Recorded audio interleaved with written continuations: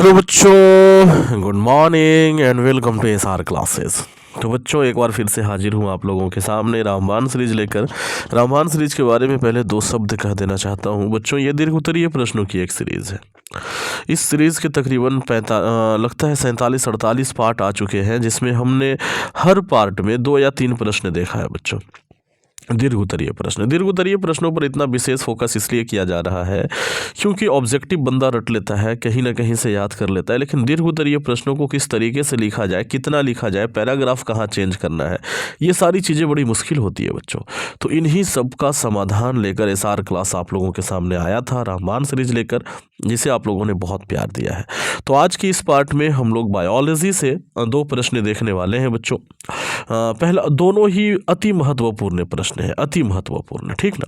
पहला प्रश्न है बच्चों कि मानव मस्तिष्क का एक स्वच्छ नामांकित चित्र बना करके वर्णन करना है। बहुत अच्छे।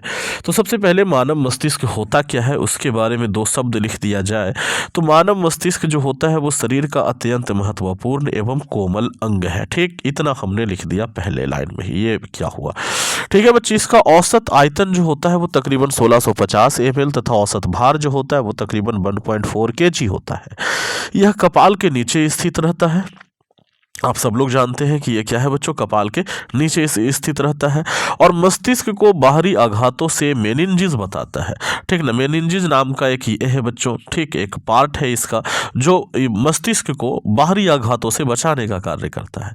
और सेरिब्रोस्पाइनल द्रव नाम का एक द्रव इसमें रहता है जो नमी बनाए रखता है। ठीक ना, हाँ, तो वही लिखा हुआ है कि मस्तिष्क को बाहरी आघातों से मेनिंजिस बचाता है तथा सेरिब्रोस्पाइनल द्रव जो है वो नम बनाए रखता है।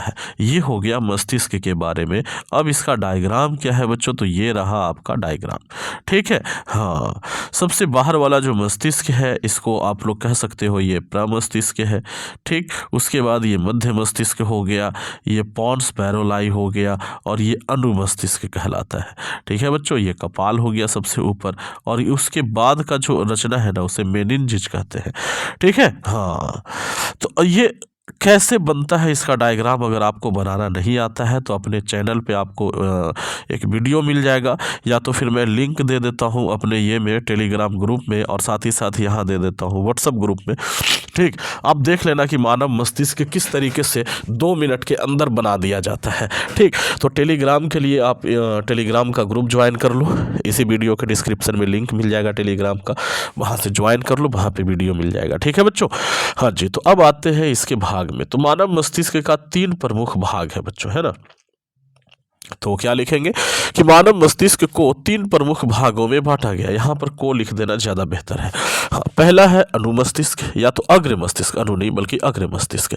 तो अग्र मस्तिष्क को 2 भागों में बांटा गया है। यह 2 भागों में बटा होता है। पहला है सेरिब्रम, यह बुद्धि और चतुराई का केंद्र होता है, और दूसरा है डाईएन्सेफलॉन, यह ताप दर्द तथा रोने जैसी क्रिया का नियंत्रण करता है। कौन बच्चों, डाईएन्सेफलॉन। ठीक है, दूसरा है बच्चे मध्य मस्तिष्क, यह संतुलन बनाए रखता है और आंखों की पेशियों को भी नियंत्रित करता है। आंख में जो पेशियां होती है ना उसको कंट्रोल करने का कार्य जो है ये मध्य मस्तिष्क के पास ही होता है। उसके बाद है पश्चिम मस्तिष्क। पश्चिम मस्तिष्क जो है ये फिर से 2 भागों में बटा होता है। एक को हम सेरिबेलम बोलते हैं और दूसरे को मस्तिष्क अस्टेम बोलते हैं। सेरिबेलम क्या करता है बच्चों, तो यह मुद्रा, मतलब इंसान जो खड़ा रहता है वो खड़ा इसी के वजह से रहता है। सेरिबेलम अगर काम करना बंद कर देना इंसान धराशायी हो जाएगा, गिर जाएगा, खड़ा नहीं रह पाएगा। समन्वय बोलते हैं बच्चों कि शरीर का कोई 2 या 3 अंग जो है वो एक साथ मिल करके कार्य करे। जैसे कि आप कान से सुन करके हाथ से लिखते हो तो ये दोनों के बीच में समन्वय है, एट द टाइम होता है एकदम, कि जो कान से सुन रहे हैं, मान लीजिए अभी आप इसका नोट्स बनाने जा रहे हैं तो मेरी बोली गई बातों को अभी आप सुन रहे हैं कानों से, और हाथों से उसे एकदम सेम टाइम पे लिख रहे हैं। तो इसी को बोलते हैं कि कान और हाथ के बीच का समन्वय। तो समन्वय बनाने का कार्य भी किसका होता है बच्चों, पश्चिम मस्तिष्क का होता है। ठीक, संतुलन बनाए रखना, ऐच्छिक पेशियों की गति, ये सब चीजों का नियंत्रण कहाँ से होता है, पश्चिम मस्तिष्क से होता है। ऐच्छिक पेशियां उसको बोलते हैं बच्चों जिसके हम अपनी मर्जी से हिला सकते हैं, जैसे कि चबाना, ये एक ऐच्छिक गति है बच्चे। हाथ को हिलाना, ठीक ना, ये ऐच्छिक गति है बच्चे। ओके, तो ये सारी क्रियाएं जो है वो सेरिबेलम के द्वारा कंट्रोल होती है। दूसरा है मस्तिष्क अस्टेम। तो मस्तिष्क का स्टेम जो है यह श्वसन तथा अनैच्छिक क्रियाओं का नियंत्रण करता है। मतलब कि जो हम सांस लेते हैं तो कभी उसका स्पीड कम ज़्यादा होने लगता है, ये कंट्रोल कौन करता है? मस्तिष्क का स्टेम करता है। इसके अलावा जो अनैच्छिक क्रिया है, छींक आना और दिल की धड़कन, हृदय की धड़कन, है ना, ये सारी चीज़ें जो है उसका कंट्रोल कौन करता है बच्चों? मस्तिष्क का स्टेम करता है। ओके, जिस पे हमारा कोई कंट्रोल नहीं होता। तो मस्तिष्क के बारे में अगर आप लोग इतना लिख देते हैं तो 5 नंबर पूरा आपका। और इतना ज़्यादा लिख देना आपके लिए कोई बहुत बड़ी बात नहीं होनी चाहिए, ठीक है। हाँ, अगला प्रश्न है बच्चों, मानव नेत्र का सचित्र वर्णन करना है। तो सबसे पहले मानव नेत्र होता क्या है हम वो लिखेंगे। तो लिखेंगे कि मानव नेत्र एक प्रकृति प्रदत्त उपहार है जिसकी सहायता से हम किसी भी वस्तु को देख पाते हैं। इसकी बनावट लगभग गोलाकार होती है बच्चों। मानव नेत्र क्या है? तो प्रकृति के द्वारा दिया गया एक उपहार है, ठीक, जिसकी सहायता से हम किसी भी वस्तु को क्या करते हैं? देख लेते हैं। और इसकी बनावट की बात करें तो ये लगभग गोलाकार होता है। और ये रहा मानव मस्तिष्क का एक चित्र, जहाँ पे आप लोग नोटिस कर रहे होंगे कि ये लगभग गोल है ना, पूरा ऐसे गोल है। ये कैसे बनाया जाता है इसका वीडियो मैंने बहुत बार, जब भी मैं पढ़ाता हूँ तो इसका डायग्राम मैं साफ सामने बनाता हूँ ताकि आप भी इसे बना पाओ। तो ये जो होता है ना बच्चों, ये कई परत में होता है, ठीक ना। हाँ, ये सबसे बाहरी परत है, ये वाला परत जो है ये सबसे बाहरी परत है। इसे दृढ़ पटल कहते हैं। ये अपारदर्शी होता है और इसका आगे का भाग ये ऐसे उभरा हुआ रहता है, ठीक ना। इसे कॉर्निया कहते हैं, ये पारदर्शी होता है, ठीक है बच्चों। इसके जो बीच वाला भाग, हाँ, यहाँ पर जो अगला भाग है जिसे हम बीच का भाग भी कह सकते हैं, इसे बच्चों कहा जाता है कोरोइड कहा जाता है, ठीक है। और उसके बाद का जो भाग है ये वाला भाग, उसे हम क्या कहते हैं? रेटिना कहते हैं या तो दृष्टि पटल कहते हैं, ठीक। हाँ, तो ये सारी चीज़ें हैं। यहाँ पर ये झालर नुमा एक संरचना दिख रहा होगा, ये सिलियरी पेशिया है। और यहाँ पे एक रंगीन संरचना होता है जिसे हम आइरिस कहते हैं, ये वाला भाग आइरिस कहलाता है, ठीक है बच्चों।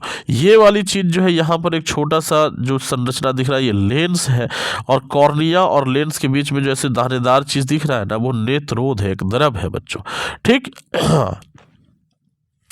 तो बस यही है। अब देखो, ये जो रेटिना है और ये जो लेंस है, दोनों के बीच में भी एक द्रव है, ये वाला, इसे कचाभ द्रव कहते हैं। ये सारा कुछ हो गया। अब थोड़ा सा हम इसकी व्याख्या कर देंगे।